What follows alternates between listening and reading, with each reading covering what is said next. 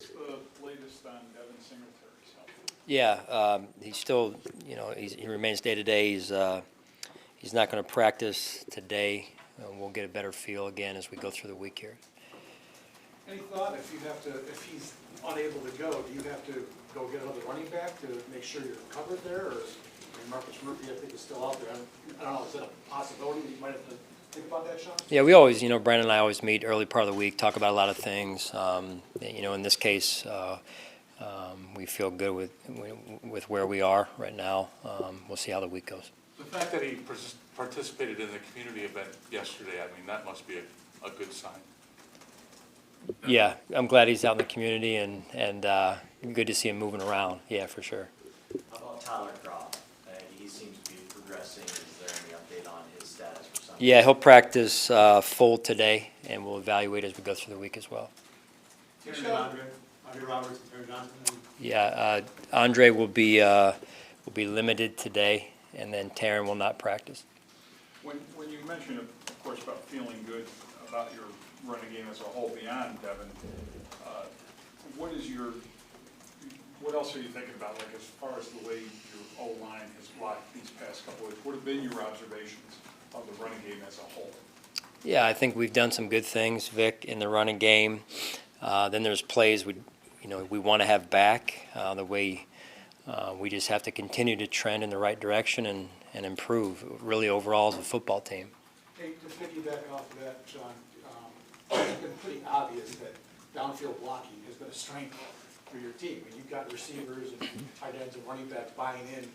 How tough is it to get those guys who, little guys like Isaiah McKenzie or whoever, who really aren't, accustomed to doing that, maybe, to get them to buy in that they got to do that to make a successful play? Did you say little guys?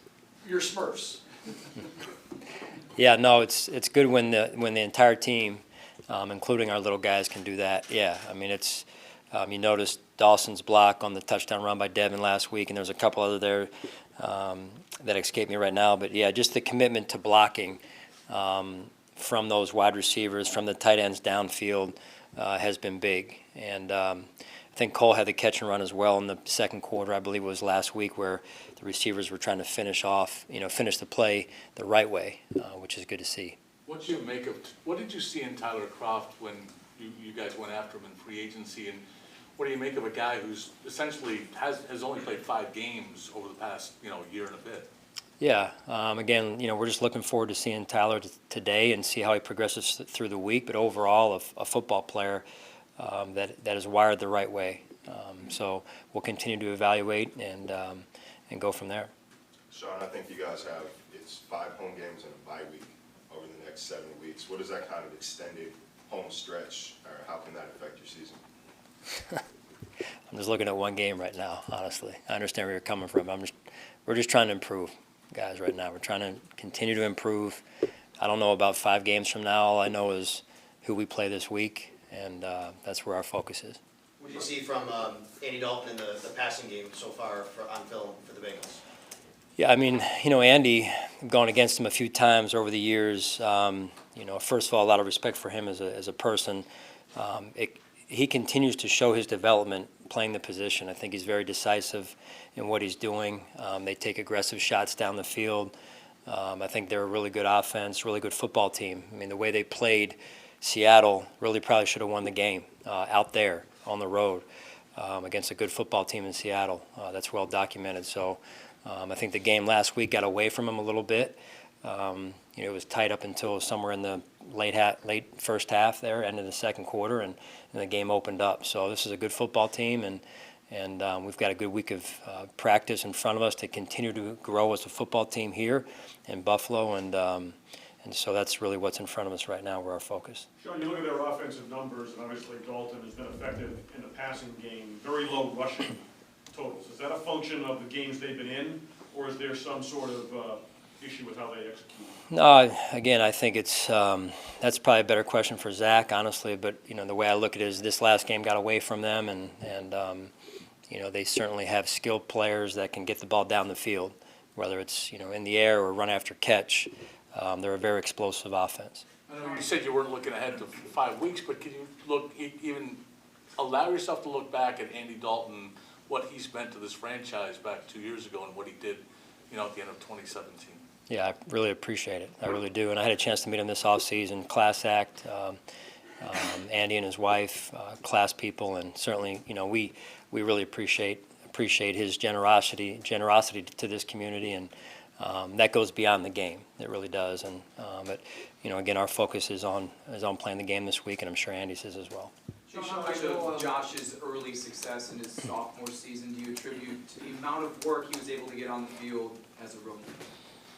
I'm distracted by that. You got like a whole bunch of balloons, and happy birthday, by the way, John. You want me to take you seriously when you got this balloon hanging over your shoulder right here? Go ahead. Yeah, Go how ahead. much of Sorry. Josh's early season success do you attribute to the amount of work he was able to do in games as a rookie? Yeah, I think that was important. You look back at the film where he shows up in overlap games and everything. So, and he'd probably be the first to tell you that he learned, and you learn the hard way. There's some scars that are built up. And I think we as a team, myself as a head coach, I've made plenty of mistakes, and you take those scars, but it's what you do with those scars. It's the lessons that are baked into those scars that you carry with you as you continue to grow and evolve and hopefully have more success. Hey, Sean, I know not having Andre probably impacts this, but given the way, especially early in the season, with the ball flying on kickoffs, do you just prefer that you don't bother taking it out of the end zone? Have you told Isaiah, if it's over your head, just leave it? Yes and no. I mean, some of it's game plan, some of it's matchups, some of it's where we are in the game. But, sometimes it's hard. Average starting drive around the league usually is not much, if it is, even for the top teams beyond that 25-yard line. So it's partly game plan, partly playing smart football also. I guess the reason for that, it just seems like special teams the guys are so fast now. They Yeah. get downfield so quickly, it just almost seems counterproductive to try to bust one when it's probably not going to happen. Right? And Heath and Matt do a really good job of game planning it also, how deep it is and based on whether or not we want to bring it out, how high it is, and so they usually scout that out for us. Sean, at right tackle, Sean, you split the reps between Cody and Ty just about 50-50. Is that something that can be a long-term solution? Possibly, we'll see. We're just going to take it one game at a time and see how that goes today in practice, and we'll go from there. I know it's going to be a pretty wild atmosphere. People are going to be really excited to see you guys back home 2-0. With the approach to younger players, you have to kind of guard against and talk to them all week about not getting too amped up, not trying to do more than what's expected of you in a situation like that. Yeah, just do what we do. Honestly, we've been doing this for a while, and our team is going to continue to grow. I mean, it's early in the season. It's only 2 games in, and so the important piece for us is that we continue to focus on our process, our fundamentals, our mindset, our focus, and we continue to grow as a football team. We have a ton of young players. I think we're second in the league, right around second in the league, playing significant roles. So we just have to continue to develop our overall football team and them included in this case. You don't like to look ahead. Can't you just, is it hard not to at least see the path getting a little clearer in the conference with some of the things happening to other teams, Luck going down, Big Ben going down, Darnold being sick? Yeah, I don't even know. I'm sure I know about some of it, but not all of it. Jerry, this is 3 weeks in a row now, by the way. My focus is on you trying to try. It is a good. No, you've asked 3 weeks in a row. Good questions. You don't know, you notice those 3 things, right?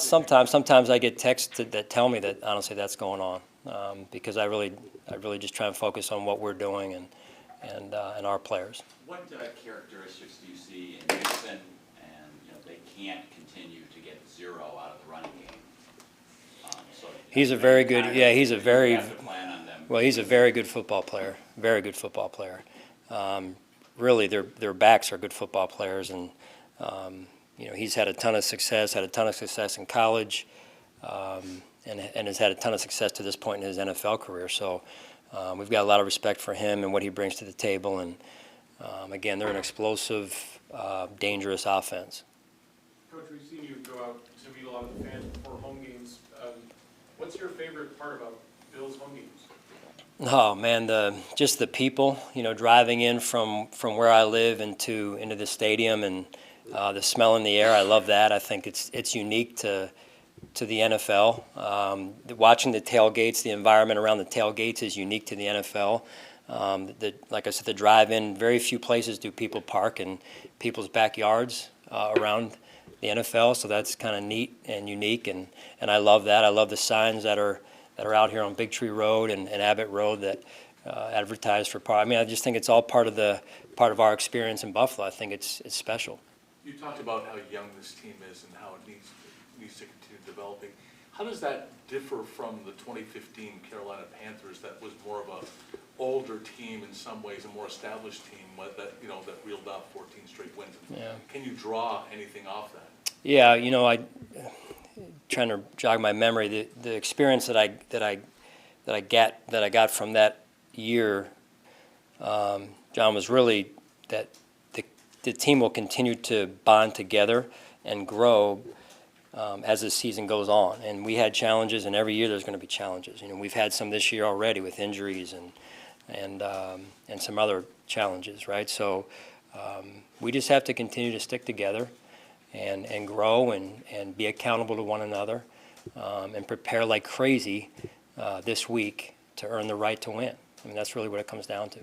Sean, they seem, the limited access we've had to them, and they seem pretty level-headed about what went on in the first two games. Yeah, 2-0 start, a lot of hype associated with that. How would you describe, the mindset or whatever, the approach early in the week here as you get into this? Yeah, I would basically, again, just, our guys, again, focused on doing their routines. What normally happens on a Wednesday is happening on a Wednesday. They understand it's early in the season, and look, this team came in here last year and hung 20-some points on us, and really we didn't score many points. So they understand the challenge that's in front of them. Sean, real quick, when you were building your defense, where did